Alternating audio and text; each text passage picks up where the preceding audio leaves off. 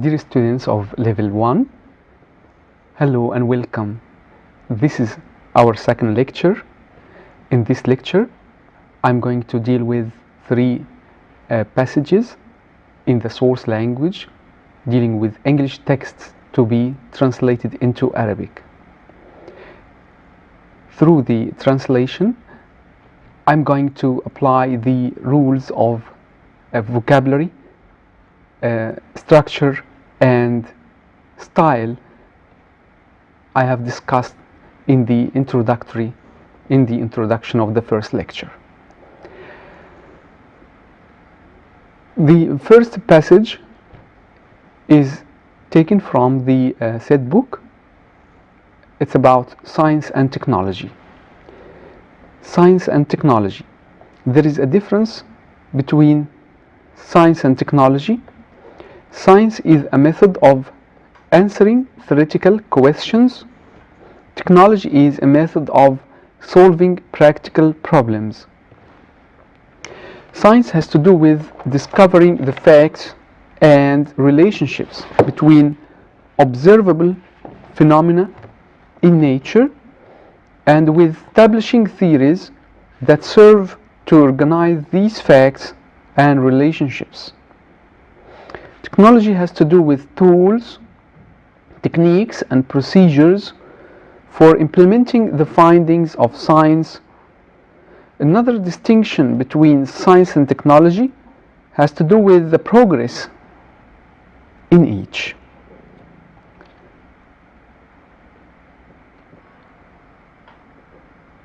I read the passage once more, focusing on the vocabulary with some illustrations. The passage includes some difficult vocabulary.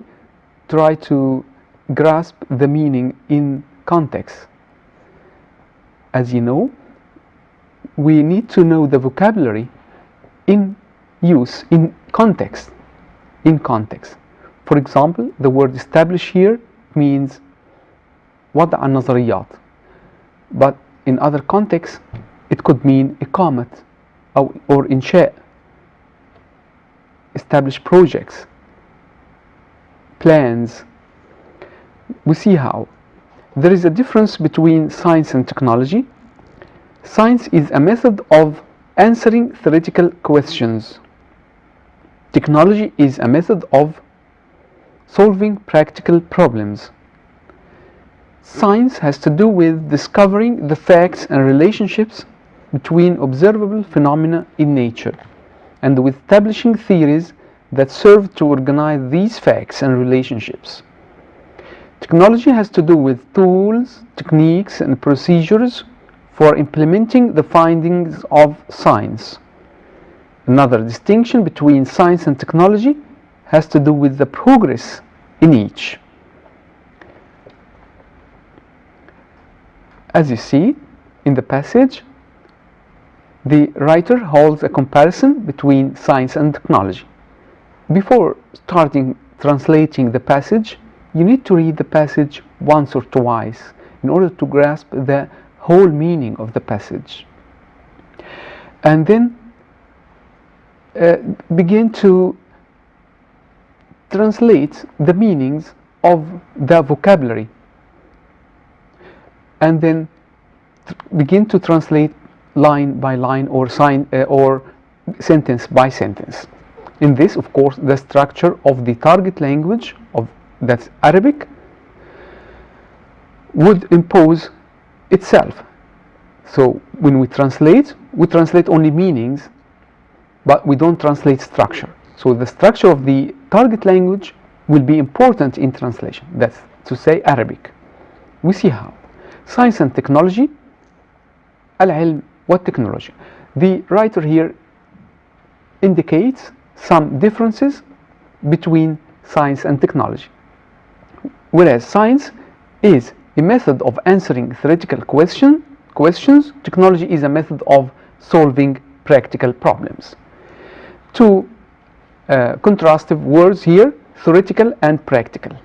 Theoretical from theory نظرية, practical تطبيقية. to apply the theory, to put the theory in practice, to the application of a theory, تطبيق النظرية. There is a difference between science and technology. Here could be translated هناك اختلاف، يوجد اختلاف. But this sounds to be a bit clumsy translation، يعني ترجمة مش قوية بالدرجة. ممكن ان احنا لسه في البداية، لكن نتعود على ان احنا هنا نبتدي نشوف الستايل ازاي. There is a difference between science and technology. هترجمها ان هناك اختلاف او يوجد اختلاف بين العلم والتكنولوجيا. لكن هنا ان the flexibility of translation requires ان ممكن نحول الناون الى verb. ممكن هنا المترجم يقول يختلف العلم عن التكنولوجيا. هنا مش it's not a must to say اختلاف. قد نترجم، احنا شفنا اجزاء الكلام المرة اللي فاتت، nouns, verbs, adjectives and adverbs. One of the first rule in translation is to try to, you can change one of the parts of speech into another. For example, difference اختلاف، ممكن تترجم يختلف حسب السياق. إقامة يقيم، وهكذا. إنتاج ممكن تعملها ينتج أو العكس، يعني حسب طبعا متطلباتها في الترجمة. فهنا ترجمت الجملة الأولى يختلف العلم عن التكنولوجيا في أن. الجملة الثانية Science is a method of answering theoretical questions. Technology is a method of solving practical problems. نلاحظ في السياق في السورس لانجوج تكست اللي هو السياق الانجليزي، نلاحظ بعد تكنولوجي في فول ستوب، انتهت الجملة. لكن في الجملة العربية ممكن تبقى اكستندد في أن العلم هو منهاج للإجابة على الأسئلة أو المسائل النظرية، بينما التكنولوجيا هي منهاج لحل المشاكل العملية. هنا في اللغة العربية لاحظت ان احنا joined، ربطنا الجملتين ببعض عشان يمشي السياق. هنا ما اقدرش انا زي الجملة الانجليزية هنا الاستراكشر بتاعها افرده في اللغة العربية، اقول هناك اختلاف بين كذا، او يختلف العلم عن التكنولوجيا، بعدين اقف العلم كذا. العلم هو اجابة، هو منهاج للحل او الاجابة على الاسئلة النظرية، والتكنولوجيا هو منهاج لحل المشاكل العملية. ممكن هنا أضع بين الجملتين في أن العلم هو منهاج للإجابة أو وهكذا. نشوف بقى الباسج. Science has to do with discovering the facts and relationships between observable phenomena in nature and with establishing theories that serve to organize these facts and relationships. Technology has to do with tools, techniques and procedures for implementing the findings of science. الجملة دي بدأت من أول science وانتهت عند again science. بدأت بساينس انتهت بساينس. كم سطر؟ bit long sentence، لكن نبتدي نشوفها ونحللها. هنا برضو the comparison is going on. Science has to do with discovering. هنا التعبير has to do with معناه يتعلق ب، يرتبط ب، له علاقة ب، له علاقة ب. احنا لو قلنا احنا في الجملة الأولى يختلف العلم عن التكنولوجيا في أن العلم يعتبر منهاجا لإجابة الأسئلة النظرية، وتعتبر التكنولوجيا منهاجا لحل المشكلات العملية. هنا بدأ الجملة بساينس، فالعلم ممكن بقى فول ستوب، ممكن نعمل نفس الستراكشر فول ستوب. فالعلم يتعلق باكتشاف الحقائق. has to do هنا يتعلق بيه، جبناها منين؟ has to do معنى يتعلق بيه على بعضها كده. طبعا ليه has؟ عشان science is singular. science has to do with، فالعلم يتعلق ب اكتشاف discovering. the word discovering اكتشاف with discover. نلاحظ ان ing with discovering بعد preposition دايما الverb في ing، باكتشاف الحقائق the facts اللي هي الحقائق and relationships اللي هي والعلاقات between observable phenomena in nature. كلمة phenomena بمعنى الظواهر. the plural of phenomenon. هنا طبعا كلمة في البلورال اللاتيني هنا في زي ميديا جمع ميديم وسائل الإعلام. phenomenon N-O-N جمعها phenomena الظواهر. هنا تتعلق باكتشاف الحقائق والعلاقات relationships بين الظواهر التي يمكن ملاحظتها. كلمة observable from the verb observe يلاحظ التي يمكن ملاحظتها في الطبيعة and with establishing theories. طبعا هنا with ايه ويتعلق ايضا ب establishing theories زي كلمة establishing اهي ندور عليها في القاموس ونشوف English Arabic Dictionary وبعدين نكشف عنها في قاموس English Dictionary وهنتكلم عن الديكشنريز النهارده في المحاضرة دي. establishing هنا إقامة النظريات وضع النظريات أحلى حاجة دي كلمة establishing. كلمة theories the plural of theory كلمة بمعنى نظريات. ووضع النظريات التي تقوم بتنظيم هذه الحقائق والعلاقات. طبعا هنا كلمة that هنا كلمة أداة موصولة زي that أو which ممكن أحط which. theories which serve to organize these facts and relationships والتي تقوم بتنظيم هذه الحقائق والعلاقات. الكلام صعب شوية أنا عارف الفوكاب بس نقدر نحفظه لأن الباسج مش طويلة. بدأت نقول إيه فيها methods. كلمة method منهجا أو منهاج theoretical from theory. طبعا هنا المرة اللي فاتت قلنا إن احنا نعرف الورد كلاس أو الورد جروب. كلمة theory نعرف منها theorize theoretical وهكذا. theoretical بمعنى نظري. questions هنا بمعنى مسائل ممكن تبقى قضايا ممكن تبقى بمعنى مشكلات. هنا مشكلات يعني لما نقول Palestinian question القضية الفلسطينية. question مش لازم تبقى سؤال answer the question. no question هنا نعرف ليه معاني أخرى. questions المشكلات القضايا المسائل. كلنا عارفين كلمة technology اللي بنترجمها تكنولوجيا is a method of solving practical problems. كلمة verb solve وبرضو جاي بعد preposition of solving زي with discovering of solving ing. solve الverb solve S-O-L-V-E معنى يحل. جاي منها الناون ايه لو نعرف لو زي ما قلنا look up the derivatives or word class of words you find in context. This will enrich your vocabulary. solve the noun from solve is solution. بيختلف كتير. solution S-O-L-U-T-I-O-N solving practical problems المشكلات هنا العملية. science has to do with discovering the facts. هنا والعلم يتعلق ب هنا discovering اكتشاف الحقائق والعلاقات. الحقائق والعلاقات فيما بين الظواهر التي نلاحظها في الطبيعة ووضع النظريات التي تقوم بتنظيم الحقائق والعلاقات.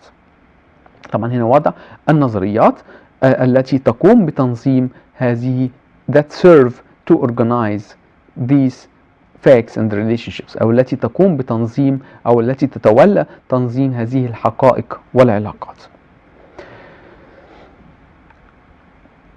تكنولوجي هنا في سيمي كولن فالجملة ما انتهتش. هو هنا جاب الجزء اللي يتعلق الشق اللي يتعلق بالساينس. شفنا ان science has to do with so and so.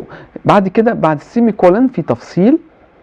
technology has to do with tools, techniques and procedures for implementing the findings of science. الكلمات اللي فيها has to do with جت تاني اهو تعبير expression مهم جدا يتعلق بيه. طبعا افرض technology and science هنقول has برضو no. technology and science have to do with هنا تتعلق بيه او يرتبط بيه. الكلمة اللي بعدها كلمة tools أدوات. كلمة techniques تترجم دلوقتي تقنيات. كلمة procedures اللي هي دلوقتي بتترجم الإجراءات. for implementing كلمة implementation of the agreements of the peace agreements تنفيذ أو تطبيق اتفاقيات السلام. هنا كلمة implementing تطبيق. the findings هنا findings from the verb find but in plural form findings of research, findings of science بمعنى مكتشفات العلم. the findings of science. الجملة هنا انتهت وكانت فيها الكومباريسون أطول بين science and technology.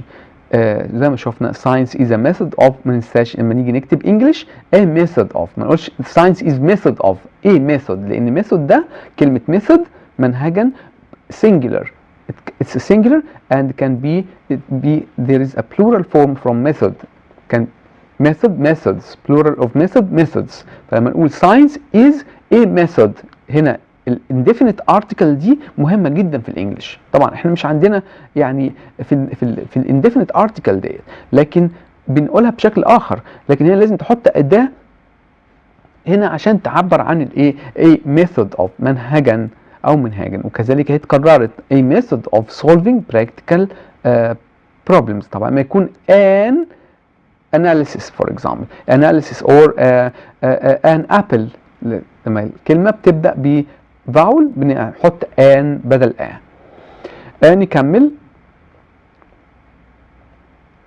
another distinction between science and technology has to do with the progress in each.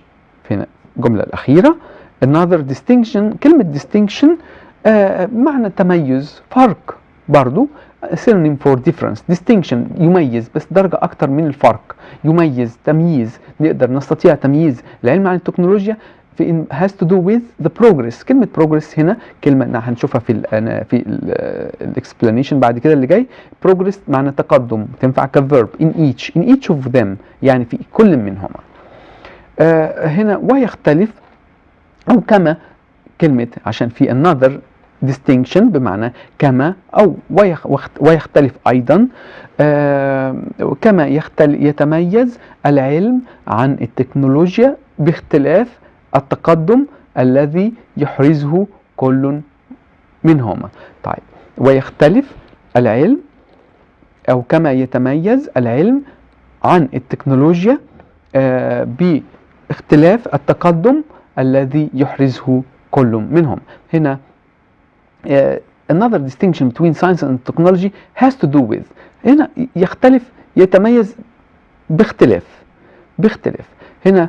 طب ممكن ترجمة تانية نقدر نقول هنا وهناك اختلاف بين واختلاف آخر أو بين العلم والتكنولوجيا يتعلق بمدى التقدم الذي يحرزه كل منهم. كلمة has to do with expression اللي قلنا عليه الثالث مرة اهو has to do with، طبعا برضو ليه has عشان distinction مفرد. another distinction between science and technology has to do with the progress in each. مهم جدا نعرف برضو structural English عشان عندنا part of the syllabus this course will go for translation into English. مش نقول بقى بس كده ان احنا عندنا ترجمة للعربي وخلاص، احنا محتاجين كمان الانجليزي نهتم بيه. نحضر نفسنا للترم الرابع والثالث اللي فيه انجلش، ترجمة into English. Another distinction between science and technology has to do with the progress in each. كما يتميز العلم عن التكنولوجيا باختلاف التقدم الذي يحرزه كل منهما. طيب هنا with the progress بالتقدم في كل منهما. طب فين الذي يحرزه؟ في الذي يحرزه أو الذي يحدثه، الذي يحرزه كل منهما. الحقيقة ممكن هنا في الترجمة يعني أزود verb إذا تطلب مني العربي ذلك، يعني زي ما قلت في الفيرست lecture ممكن أقول هنا somebody or some species animal species are in danger، تتعرض بعض الكائنات فصائل الحيوانات إلى الخطر، تتعرض. هنا the debate it's a hot debate is heated up، احتدم الصدام أو النقاش أو النزاع. كلمات زي الفيربس ملازمة للغة العربية. في هنا زي ما قلنا يتوخى الحذر to be careful، هنا نقول يتوخى في العربي. فهنا اللغة التارجت لانجوج هي اللي بتفرض نفسها على السياق، بس هنا من غير تأليف، بأكد من غير تأليف. كلمة أو فيرب تطلب مني أوضعه فأوضعه. هنا with the progress in each بمدى التقدم الذي يحرزه كل منهم. هنا with more illustrations and elaboration on the vocabulary. Facts حقائق. Relationships علاقات. Science technology has to do with منهج could be منهج أو منهجا أو أسلوب أو طريقة حسب السياق. tools أدوات. tools أدوات تعني بها أدوات قد تكون أدوات material أو أدوات معنوية. theoretical نظري. techniques تقنيات. practical عملي. procedures إجراءات. discover the noun from discover is discovery. implement is a verb. The noun from implement is implementation. implementation. observable from observe. and implement from implement. and implement here means tool أداة. phenomena the plural of phenomenon. findings with S means مكتشفات or نتائج. the findings of the research. findings of science. phenomenon again. phenomena here is the plural. phenomena is the noun. distinction. nature. the adjective from nature is natural طبيعي. تطبيع naturalization. so nature naturalize natural naturalization. establish the noun from establish is establishment. organize the noun from organize is organization. organization منظمة.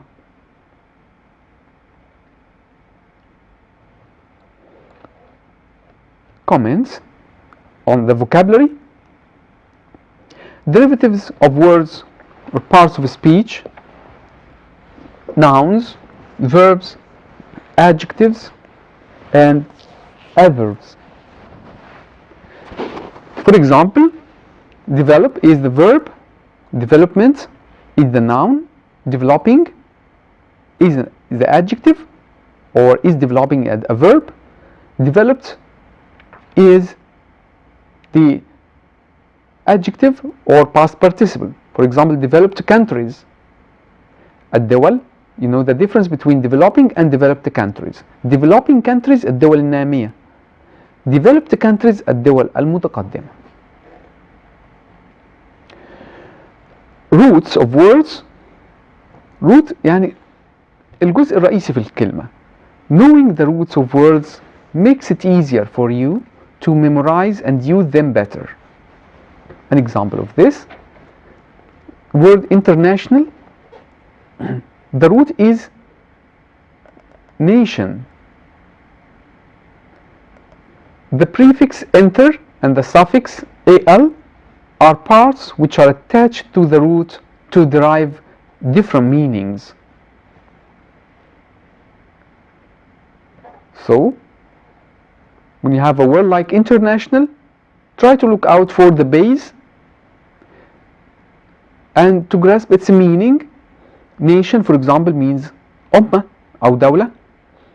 inter, the prefix inter means between. al is the adjective suffix, so international means دولي أو عالمي sometimes. governments, the root is govern. the suffix meant is a noun forming suffix. noun يعني تديني govern الverb بمعنى يحكم. government حكومة. and the final s gives the plural form تديني حكومات. relationships. Analyze the basic parts of the word and give example sentence. For example, the verb is, the base is relate. Relate. The noun is relation, علاقة. Another noun دايما العلاقات human relationship, human relation العلاقات الإنسانية. An example of this, marriage is a social and human relationship. يعتبر الزواج علاقة اجتماعية وإنسانية. Another example is to have to do with. Deal with means deal with. Scientific discoveries have to do with modern technologies. We see here the use of the verb in the plural form have. Scientific discoveries have to do with, not has to do with. This time have is used, not has. Scientific discoveries, لاحظ كمان كلمة discoveries plural of discovery. هنا لاحظ IES plural of from discovery. Scientific discoveries have to do with modern technology. ترتبط الاكتشافات العلمية بالتكنولوجيا الحديثة. تتعلق أو ترتبط كلمة have to do with. لاحظ هنا في الفيرب بداية بدأت بيه في الترجمة الجملة دي ترتبط الاكتشافات العلمية بالتكنولوجيا الحديثة. لو ده اللي أنا أقصد بقول بيه الستراكشر of the target language هو اللي يفرض نفسه مش السورس language. لو بديت أقول الاكتشافات العلمية ترتبط بالتكنولوجيا الحديثة، نعم صحيح جملة اسمية، ولكن في الترجمة بنلاحظ ان دايما الجملة الفعلية مستخدمة. Islamic teachings have nothing to do with terrorism. هنا نفس الاكسبريشن used in the negative form have nothing to do with. ليس هناك، لا توجد علاقة على الإطلاق بين التعليم الإسلامية والإرهاب. هنا لا ترتبط، ليست هناك ثمة علاقة بين التعاليم الإنسانية الإسلامية والإرهاب. Illustrating the word progress, it's used in context as a noun and as a verb. بمعنى كلمة تقدم ويتقدم. But there is the difference of course in pronunciation. The noun is progress, but the verb is progress, with the stress on the first syllable. Egypt has achieved a considerable progress in the economic and social domains. This is a noun. Egypt has achieved a considerable progress in the economic and social domains. Here the words progress used as a noun. What is the main verb of the sentence? The main verb is achieved. حققت. The main verb has achieved as a present perfect. The use of the present perfect is important in sentences like this. 1. Egypt has achieved a considerable progress. هنا the use of the present perfect is the past to the present. Egypt has achieved, and this issue is important up to this point and in the future. So the use of the past tense only, simple past, is inappropriate here. The use of the present perfect has achieved or have achieved is important to shed light on the past in relation to the present. So again, has achieved is the main verb in this sentence. حققت مصر تقدما ملحوظا في المجالات الاقتصادية والاجتماعية. Again, البداية هنا بالverb حققت. من حقق؟ مصر. حققت مصر. What الأوبجكت بتاعنا فين؟ الأوبجكت بدأ من a considerable progress. تقدما ملحوظا. In the social domains, this is an adjunct, يعني preposition هنا في المجالات الاقتصادية والاجتماعية. كلمة domains يعني fields, areas, spheres.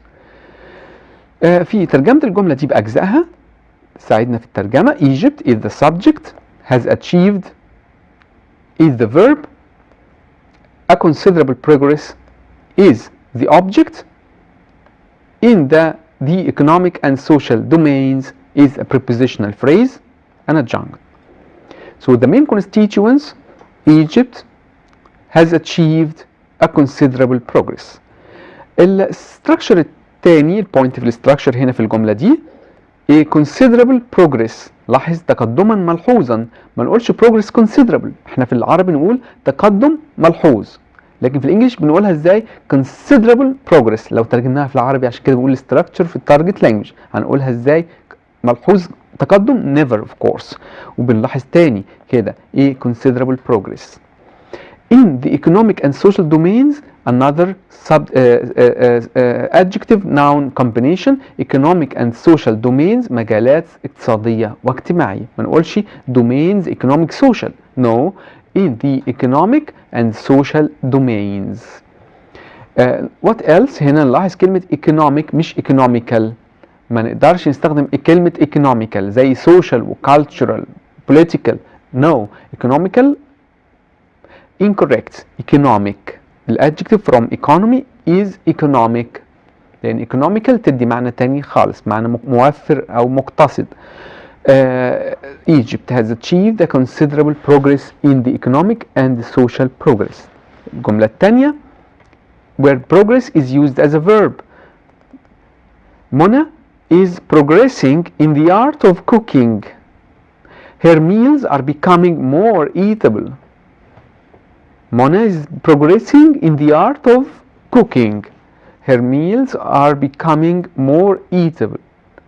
See here the word progress used as a verb with the auxiliary is here progressive tense. The tense is progressive or continuous. Mona is progressing in the art of cooking. تحرز منى تقدما في أو تحقق منى تقدما في فن الطهي. فن الطهي. فأصبحت وجباتها أكثر وأكثر قابلية أو شهية. هنا طبعا from eat قابلة للطعام، يعني هنا أصبحت هنا طبعا شهية أكثر وأكثر. Translate the two sentences into Arabic and pronounce the word progress as a noun and as a verb. Again, the word progress, noun, but as a verb, progress. Many words in English are pronounced the same differently. The nouns are different from the verb. Where comment, export, export. Export is the noun, but export is the verb. Similarly, import and import.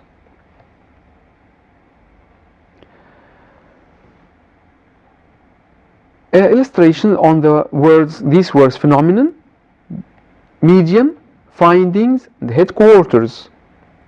Again, means, news, heads of state, points of view. وكلمة phenomenon معنى ظاهرة، شفناها في الجمع بتاعها phenomena. Likewise, medium, newspapers is an effective medium، وسيلة إعلامية مؤثرة. medium وسيلة. Plural from medium is media. Findings نتائج أو مكتشفات، بتيجي دايما فيها plural زي كلمة headquarters دايما تقع في البلورال، لها معنى آخر في السنجلر ولكن برضه في البلو بمعنى مركز قيادة. headquarters of the UN forces، headquarters أو headquarters of the company بمعنى مقر الشركة.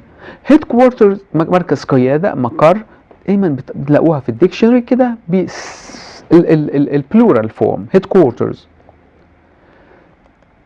في كلمات تانية دايما برضو بالبلورال. كلمة means كتير قوي أخطاء نقول means هنا وسيلة بيكتبها mean. no, means كلمة means وسيلة أو وسائل سواء بالهي ما بتجيش من غير s. من غير اس تدي معنى تاني خالص، تعني verb يعني تعني حاجة تانية adjective بمعنى تاني، لكن means كده بالبلورال هنا in plural form تعني وسائل أو طرق. news برضو news هي في الحالتين singular and plural with s.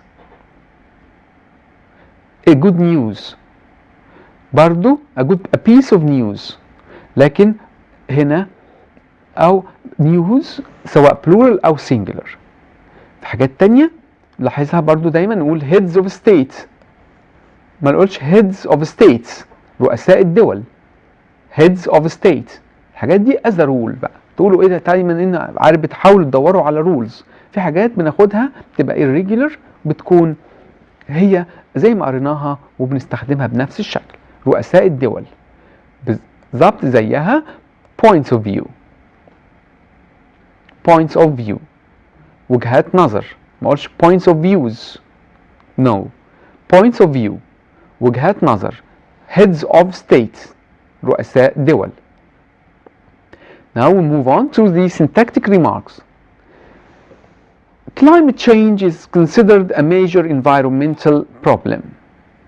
Again, climate change التغير المناخي نسمع عنه اليومين دول. It's an environmental problem. Climate change is considered a major environmental problem. يعتبر تغير المناخ أحد المشكلات البيئية الكبرى. كلمة هنا climate change is، نلاحظ هنا verb to be is، مش كل حاجة ما تيجي verb to be نقولها يكون. غلط ترجمة verb to be بمعنى يكون إلا في حالات نادرة أوي. هنا دايما نلاحظ إنه يكون يتكون من يمر بحسب ما الverb. يعني لو قلنا مثلا في sleep undergoes several stages، للنوم عدة مراحل، يمر النوم بعدة مراحل. sleep there are various stages for sleep. نفس الترجمة، يمر النوم بعدة مراحل. there are several stages for sleep. there are various symptoms of the disease. symptoms أعراض، للمرض أعراض كثيرة. there are various symptoms of the disease. للمرض أعراض كثيرة. The third example of the translation of verb to be is shown in the first line of the passage. There is a difference between science and technology. There are three different translations for this sentence.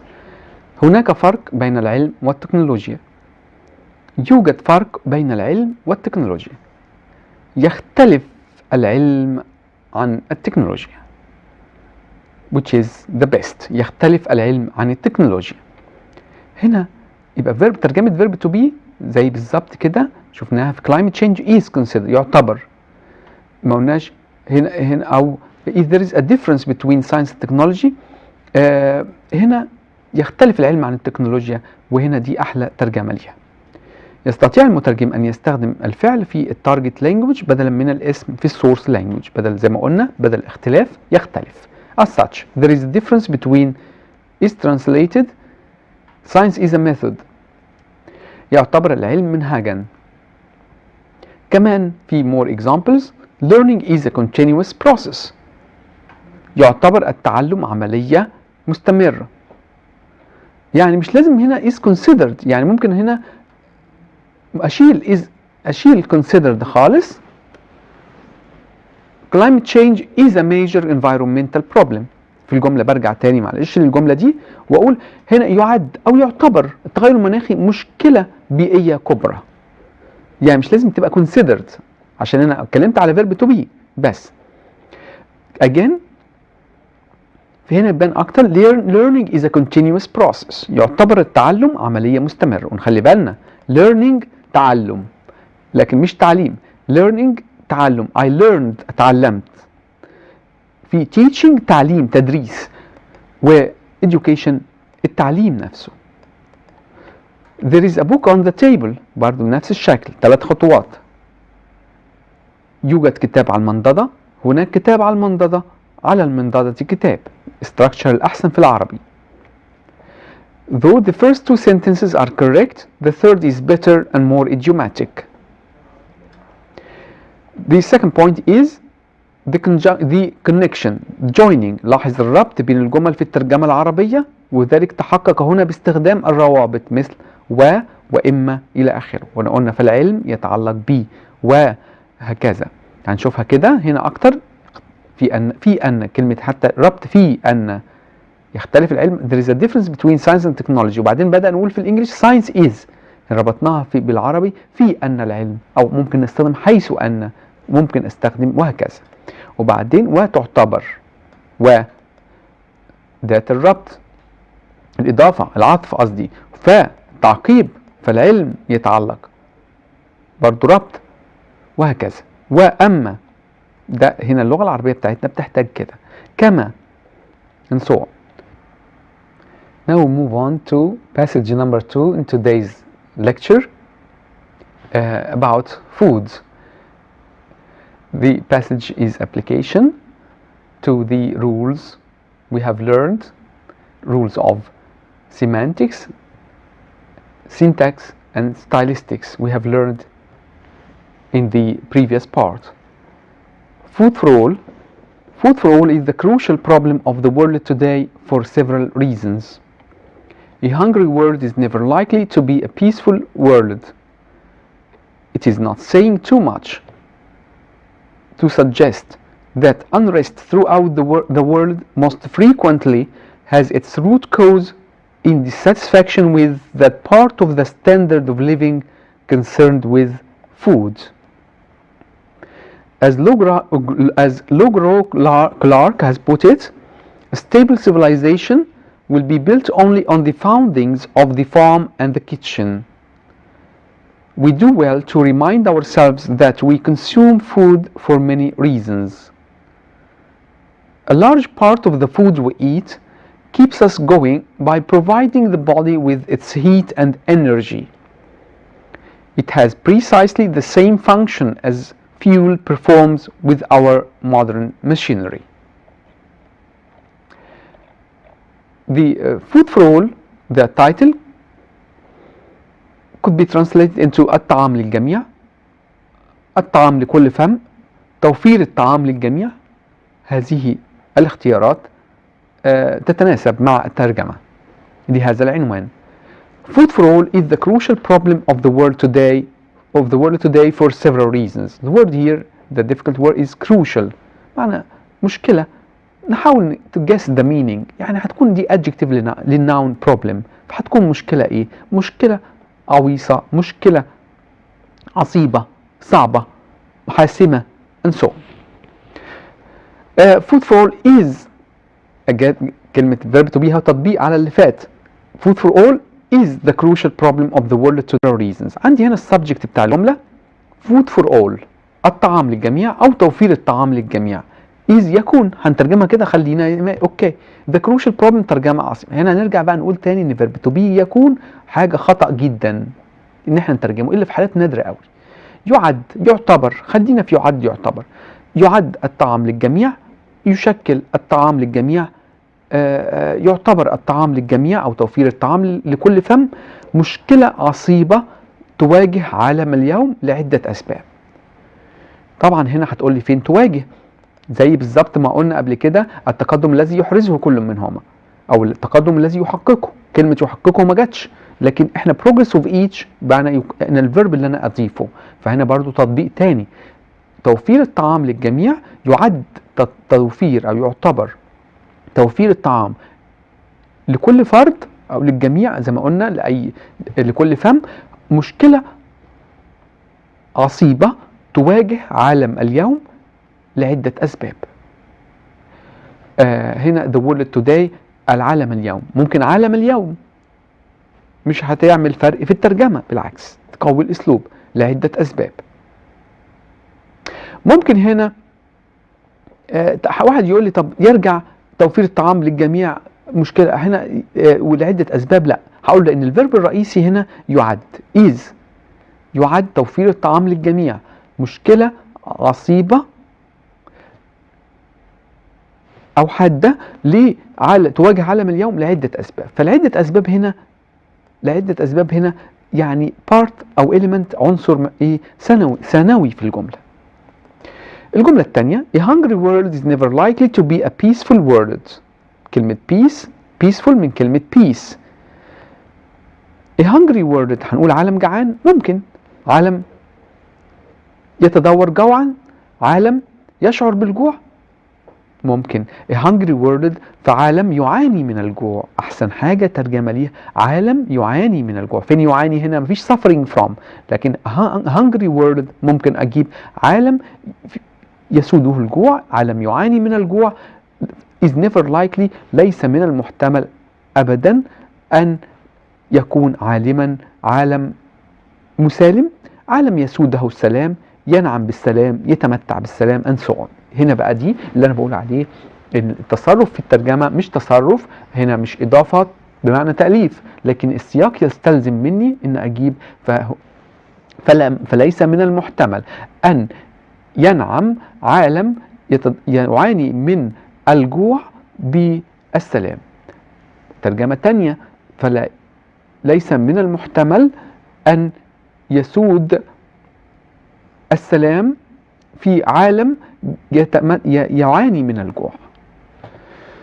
It is not saying too much to suggest that unrest throughout the world most frequently has its root cause in dissatisfaction with that part of the standard of living concerned with food. جملة طويلة شوية. أو it is not saying too much. It's not saying too much هنا يعني تعبير على بعضه كده بمعنى ليس من قبيل المبالغة، ليس من المبالغة في شيء. to suggest أن نذكر أو نشير إلى أن. to suggest هنا بمعنى مش نقترح، لا، نشير إلى أن، نفيد به أن نذكر أن that unrest، كلمة unrest هنا دي noun بمعنى حالة عدم الاستقرار، state of instability، disorder، unrest throughout the world في التي تسود العالم في جميع أنحاء العالم most frequently في أحيان كثيرة has its root cause سببها الرئيسي in dissatisfaction with كلمة زي دي نقول عليها satisfy الverb dissatisfaction. This is what I mean by look out for the root of the verb. dissatisfaction حالة عدم الرضا. discontent another synonym for dissatisfaction discontent unhappiness with that part of the standard of living concerned with food. ليس من المبالغة في شيء أن نشير إلى أن حالة عدم الاستقرار أو الاضطراب الذي يسود العالم ترجع سببها الرئيسي، غالبا ما يرجع سببها الرئيسي في عدم الرضا بهذا الجزء المتعلق بمستوى المعيشة المتعلق بالطعام. that part of the standard of living concerned with food. هنا أنا عايزكم من فضلكم مهم قوي look up this word concerned with وشوفوا example sentences في قاموس English وليكن Oxford، كامبريدج، لونجمان، قواميس مهمة قوي English dictionary. انك تشوف في ويبستر. هنا لازم مهم جدا تكشف عن example sentences في حاجات زي concerned with، has to do with and so on. As Lou Clark has put it, a stable civilization will be built only on the foundations of the farm and the kitchen. وكما عبر عنها كلمة put هنا مش وضعها، عبر عنها السيد جرو كلارك. هنا جاب quotation بمعنى جملة مقتبسة. A stable civilization حضارة مستقرة will be built only تبنى فقط على أسس المزرعة والمطبخ. طبعا أنا ألصقها بسياق عربي أسلم. هنا بقول نترجم من عربي إلى عربي برضو، نحسن العربي بتاعنا. أنها لن تبنى أو لن تقوم حضارة مستقرة إلا على أسس المزرعة والمطبخ. This is the point of view of Lou Clark, Frenchman. Lou Clark has expressed this point, a stable civilization will be built only on the foundations of the farm and the kitchen. You can say only, مش لازم تستخدم كلمة فقط.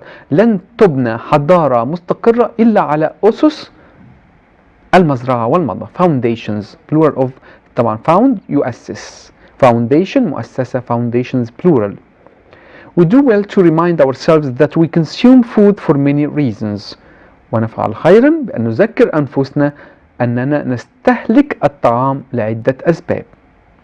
ممكن هنا تقول يرجع استهلاكنا للطعام لعدة أسباب نذكر بها أنفسنا، لكن الأحسن ونحن نفعل شيئا جيدا إذا ذكرنا أنفسنا بأننا نستهلك الطعام لعدة أسباب. كلمة remind برضو عايزكم look up the word، اكشفوا عنها في dictionary. remind of غير remember. remind of يذكر به، remember يتذكر. remind transitive verb، remember intransitive verb.